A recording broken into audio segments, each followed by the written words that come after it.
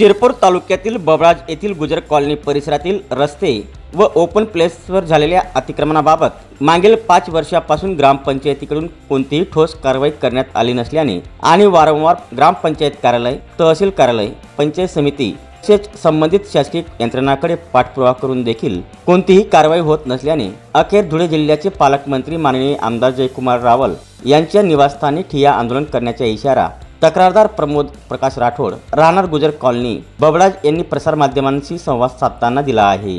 तालुक्यातील बबळाज येथील गुजर कॉलनी परिसरात सार्वजनिक वापरासाठी असलेली जागा बेकायदेशीर व्यापण्यात आली असून ये-जा मार्ग बंद करण्यात आल्याने रहिवासी भागातील नागरिकांना अनेक समस्यांना तोंड द्यावे लागत आहे। याबाबत ग्रामपंचायतीकडे वारंवार लेखी तक्रारी सादर करून देखील रस्ते व ओपन प्लेसवरील अतिक्रमण कायम आहे। त्यामुळे महसूल विभाग, पंचायत राज विभाग तसेच तालुका प्रशासनाकडे तक्रारी करण्यात आल्या, मात्र सर्व स्तरावर फेऱ्या मारूनही समाधानकारक उत्तरे मिळाली नाहीत। जर ग्रामपंचायत व प्रशासनाने लवकरात लवकर अतिक्रमण हटवून नागरिकांना मुक्त मार्ग व सार्वजनिक जागा उपलब्ध करून दिली नाही तर न्याय मिळवण्यासाठी आंदोलनाचा मार्ग स्वीकारावा लागेल आणि हे आंदोलन शासकीय कार्यालयाबाहेर नाही तर धुळे जिल्ह्याचे पालकमंत्री माननीय आमदार जयकुमार रावल यांच्या निवासस्थानी ठिय्या आंदोलन करण्याचा प्रमोद राठोड यांनी इशारा दिला आहे। या प्रकरणात ग्रामपंचायत बबळाज यांच्याशी संपर्क साधण्याचा प्रयत्न करण्यात आला असता संबंधित अधिकारी व पदाधिकाऱ्यांशी संपर्क होऊ शकला नाही।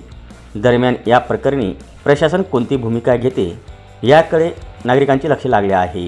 माझे नाव प्रमोद प्रकाश राठोड। माझी तक्रार गेल्या 5 वर्षापासून मी वारंवार ग्रामपंचायतला मी अर्ज करतोय, तर मला इथून हा रस्ता जो बंद करण्यात आलेला आहे तर लोक इथून कुठपर्यंत येतील सेंटरपर्यंत, कारण पूर्ण इकडनं परिसरातील लोकांना इथे येण्या जाण्याचं पूर्ण म्हणजे त्रासदायक होतंय सर।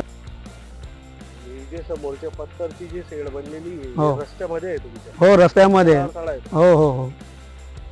याच्याबद्दल तुम्ही तक्रारी नाही केल्या का? मी याबद्दल ITI मार्फत मी आता गेल्या 1.5-2 महिन्यापासून मी एक तक्रार टाकली होती की जिल्हाधिकारी कार्यालय, त्याच्या मुख्य कार्यकारी अधिकारी कार्यालयात, एक पंचायत समितीला आणि एक ग्रामपंचायतला आपल्या सरकारवरून जी तक्रार केली गेल्या काही 1.5-2 महिन्याच्या आधी पूर्वी पवार साहेब आले होते इथं।